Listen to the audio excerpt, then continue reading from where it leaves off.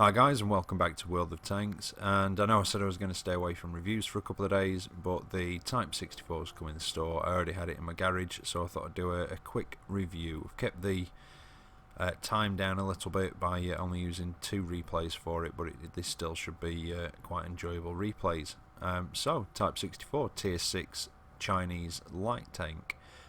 Doesn't get preferential matchmaking, so it's got standard light tank matchmaking, so it will see up to tier 9, but let's just have a look at how much it is in the store at the moment, and I'm just going to touch upon that in a minute because there's been a few YouTubers sort of speaking out and what have you, and you know, obviously I do have my own opinions on it as well. I've just kept them quiet so far, but I don't really agree with Wargaming's pricing policy at the minute. Anybody who saw my comment the other day about the German packs and the French packs, the fact that we got the Ram Panzer, the Panzer 5.4 and the AMX Chaffee, and it's the first time they were on PlayStation 4 and they were bundled up with other tanks, and yeah, the prices were quite expensive. Now, it's in a fully loaded package and it's on a loaded package.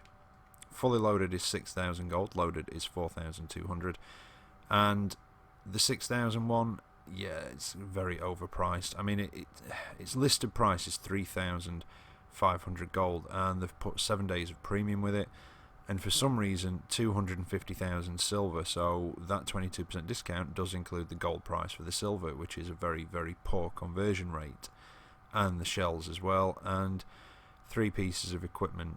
So yeah, it is a bit overpriced, to be honest. At 6,000, you know, it's a good tank, but it's not worth 6,000 gold. Even at 4,200, if you're not bothered about the premium time, buy it from the tech tree. It's 3,500. If you need a garage slot, stick it on. It's still cheaper, and everything else you'd be able to buy with silver anyway. You only get 1 piece of equipment and a few shells, a few premium shells.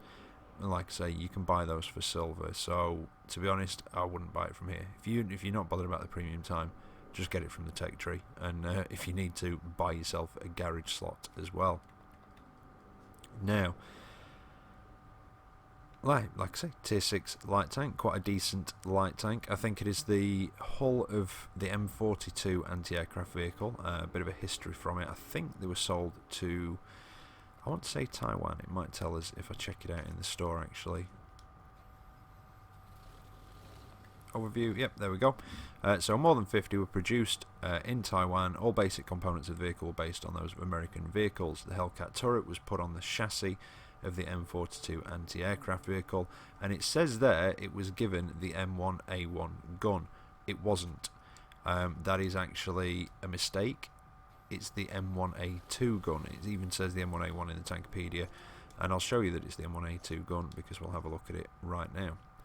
Well, you get 18.18 rounds a minute, which is your standard M1A2 specs, basically, from the Easy 8. So, yeah, 18.18 rounds a minute, 128 penetration, 115 average damage, 177 on your premium rounds, with 115 damage again, and then your HE rounds are 38 and 185. The aiming time has been reduced, though, from 2.3, I think it is, on the Easy 8 to to 2.1 for this one, and the accuracy is the same as on the Easy 8 Sherman Jumbo at 0.40. Its hull traverse is very good at 56 degrees a second, and its turret traverse, well, it's not bad at 36 degrees a second, but that does cause a problem, and I'll go into that in a moment. View range is 390 meters, which is about average for the tier, but a little bit disappointing considering it's a light tank and it's an open-topped light tank. They generally have a larger view range, so I was hoping for 400 meters, which would have given it, you know, a more effective sort of scouting role. But you know, this is one of those problems at the minute with light tanks. They seem to be a bit overlooked when it comes to the buffs, and there's other tanks that can do it better. But yeah, 390 is still not bad, and a 700 meter signal range. Now, the turret traverse.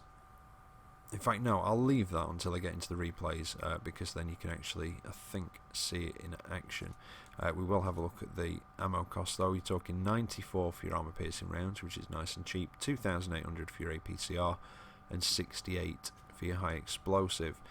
Equipment wise, well, I've got it set up as more of a passive scout, camouflage net, binocular telescope and a gun lane drive, and again I'll explain sort of why I've chosen that setup in a moment. Skill wise, well, I share it with my 132 crew and they've been a bit neglected recently, so have my light tanks, to be honest. So at the moment I've only got 6th sense, camouflage, and I'm working on situational awareness. But you basically want the camouflage skills, maybe off-road driving to try and increase, well, sort of decrease terrain resistances. But you want things like green thumb, that sort of thing. Possibly, I don't know, maybe repairs. Can't hurt, because the quicker you can get your tracks back up, the more likely you are to survive, because mobility is life in light tanks. Now, like I say, it is the Hellcat turret on top of a tank body that we don't have yet. It's got 580 hit points, and your basic armor values are 25 on the front, 13 on the sides, and actually 19 on the rear. And your turret is 25 on the front and then 13 for your sides and rear. Let's have a look at some of the modules though. Concealment is 0.27, and that's moving and stationary. Don't forget, light tanks don't get any penalty from for concealment from moving or from firing. Now, engine wise, it's a 500 horsepower engine, which gives it a power to weight ratio of 21.77, which isn't particularly astonishing. You know, it's nothing to write home about, and that seems to be the flavour of the Chinese light tanks.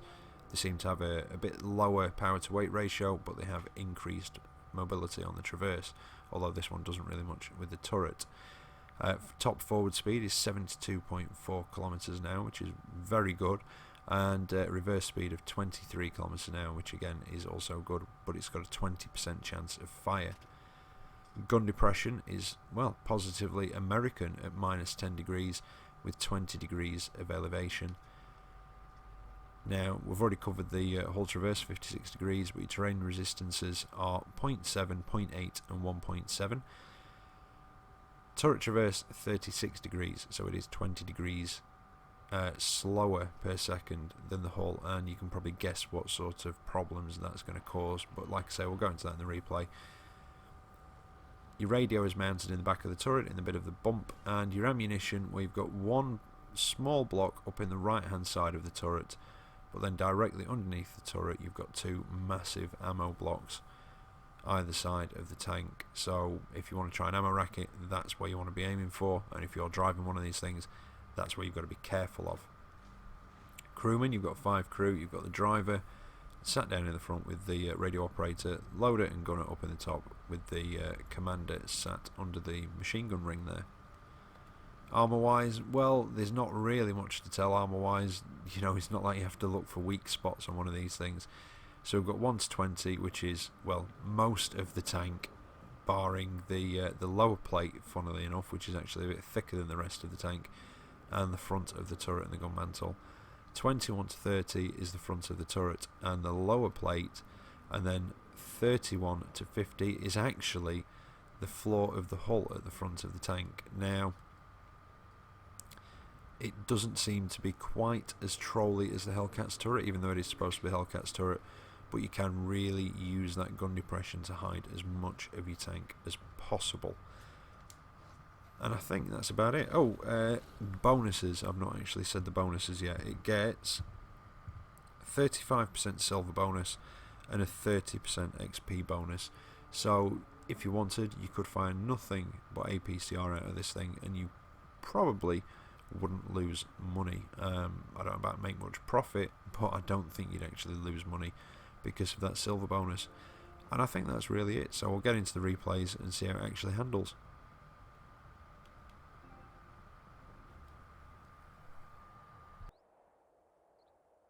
Right, so here we are for the first of the replays. Like I said, there's only 2 on this one. I kept it down to a bit of a shorter review. There's not a great deal with light tanks, really. I mean, show you its play style, how I've had success in it, but it's not like a big heavy where, you know, I've got to explain the weak spots, etc., and, you know, your side scraping and that sort of thing.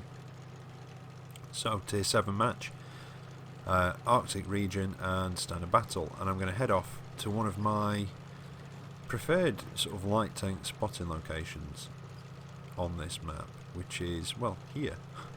There's a couple of bushes, And if you've got binocular telescopes or whatever, you can, you know, sit here and hopefully spot anybody going up that hill, where they normally sit and snipe from, or if anybody decides to come down that way to the corner, or in fact these two guys sat up there. Now, I was saying about the turret traverse.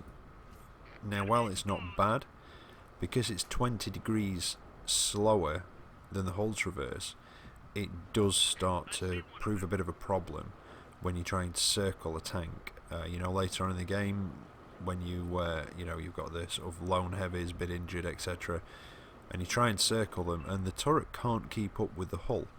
So as you're, you know, circling the thing, you know, you go along the side of, say, a heavy tank, and as you pull across to go around the back of it, your tank turns very quickly and very sharply, but your turret takes a second to catch up. So you do have to have quite good trigger discipline, otherwise you're going to miss a lot of shots while your turret's trying to catch up with your actual hull. Now, the reason I have it set up as a passive scout, and I did take a bit of a risky shot there, I thought that I could get away with that and possibly not get spotted. I thought they were far enough away, but I was wrong. So I did get spotted, backed off, and doing something a bit cheeky, moving back into the same bush. So, you know, bear in mind, if you spot a light tank like that and they sort of scuttle off, just give it a few seconds, wait for them to pop off your radar, and then fire back into the bush that they were sat in, because chances are they could have gone back into it. Not always, sometimes. I was being a bit cheeky here. I do have it set up as a passive scout because of the slightly lower power to weight ratio. I find it just works better that way. It's quite a tall vehicle as well, and with the sort of, you know, it's got a very good top speed, but with that decrease in acceleration and being quite a tall vehicle, I just find it works a bit better as a passive scout, possibly. Other people might disagree with me and say, no, you know, I've worked it as an active scout really well. But then again, like I say, the Chinese tanks, well, light tanks, do generally have a lot better hull traverse, turret traverse than a lot of the other light tanks, but not quite as good power to weight ratio as a general rule. Now, I did get away with that shot there. I'm not sure if he's moved further away. I think he's still at the same distance, but I didn't get spotted that time, and I just missed him. But I can hit this KV-1. Oh, and I set him on fire, but then somebody takes the kill anyway. Not going to get through that guy. Yeah, Tiger's a bit of a 50-50. Trying to look for a weak spot. I can't quite find one. And he's looking in my direction. He doesn't know I'm here, but he's probably got a good guess as to where I might be. I actually thought he was going to take a shot, which is why I didn't fire. But I got spotted as I backed off. I'm going to wait here, and I'm not going to push my luck. I'm not going to go back into that bush for a third time. I think I'm going to try and find somewhere else to be of use.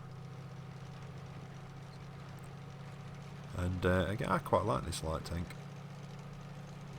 I think this is possibly the tier where light tanks still have their usefulness at tier 6. I feel the tier 8 light tanks, I don't know, I just think that there's mediums that can do their job as well as, if not better, than they can, and I just feel that they need to possibly do something to just help the lights out and give them back their scouting role. Now I've got that Tiger again, but at that angle I'm not even going to attempt it. It's not going to penetrate. I only had the very well angled front of his tank, and at 100 mil I've only got 128 mil of pen average at 100 metres, so yeah, no chance. But it does kind of feel a bit like the Hellcat, but obviously with you know, it does look a bit like it as well, obviously with that turret, but it does kind of have that bit of a feel to it. And I think if you've been down the American line to the, you know, you've played the Shermans, then you're going to be familiar with this gun and know what it can and can't do. If you've been through the tank destroyers, the Hellcat line, you know this turret and you know what you can and can't do, if you see what I mean. So but yeah, it's quite a nice little light tank, I think. I'm going to go for this T25. Oh, got to be careful, he's turning. Managed to finish him off, and let's see if we can just finish off this SU-152. There we go. That's him done. Now we've got 4 heavies left. There's the Tiger. This range, I can get through the front just. It is 50-50, although I am penning, so I'm quite happy with that. And that's him dealt with. Now we've got 3 left, and I think they're all down in this bottom corner.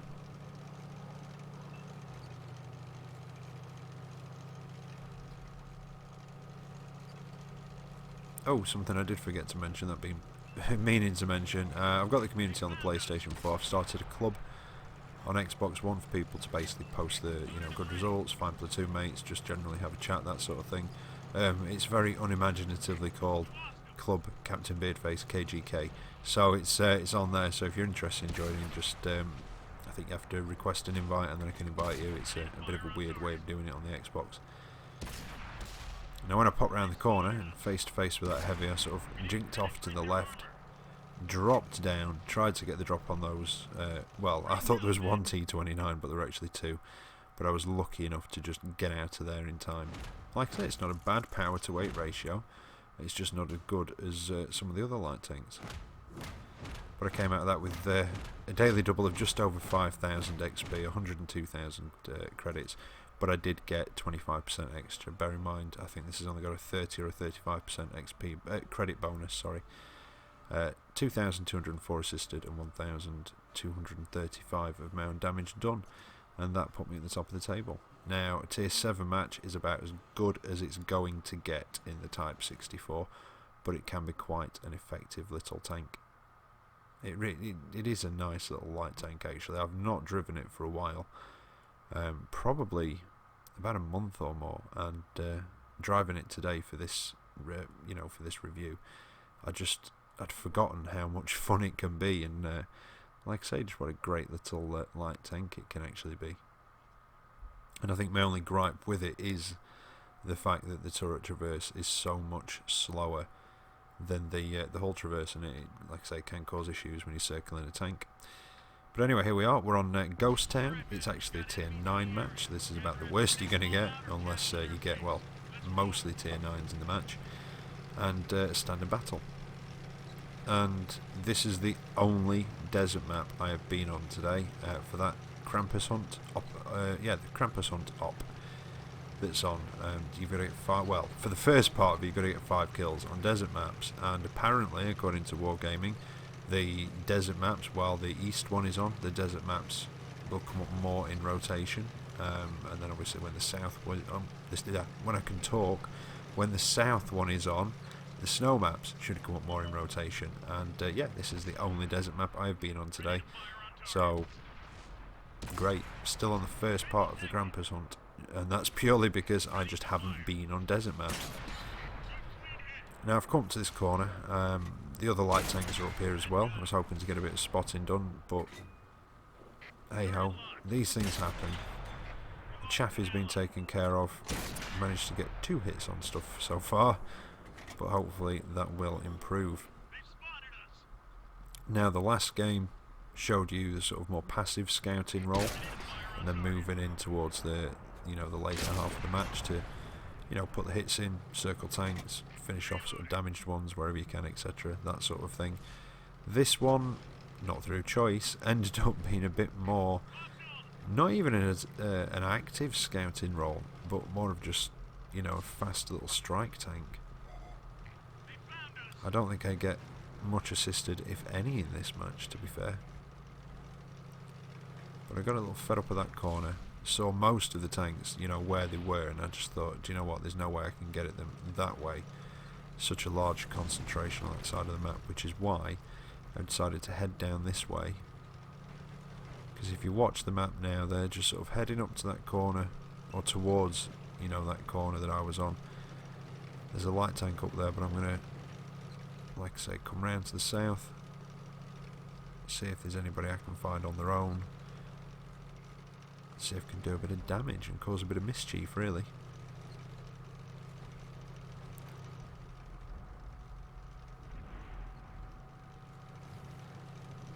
Now, where are we? Oh, being spotted.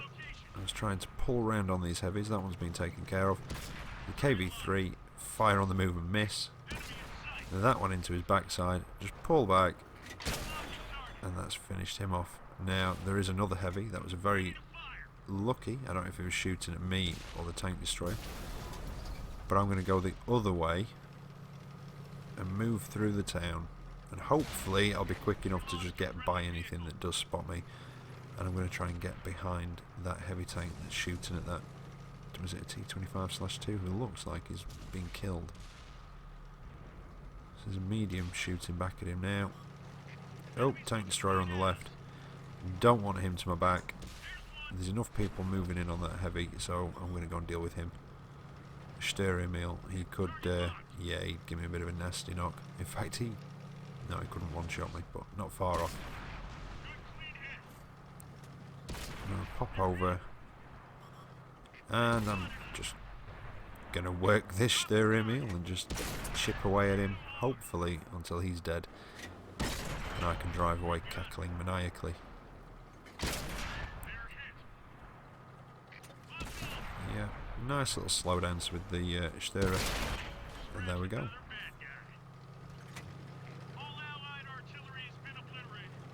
Well, you can see with the power to weight ratio, it does take a little bit to get going, but when it does get going, like I say, you zip along quite happily.